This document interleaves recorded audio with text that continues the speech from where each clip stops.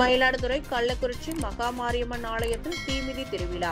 சிறுவர்கள் முதல் வயதானவர்கள் வரை ஏராளமான பக்தர்கள் தீமிதித்து நேர்த்திக்கடன் செலுத்தினர்.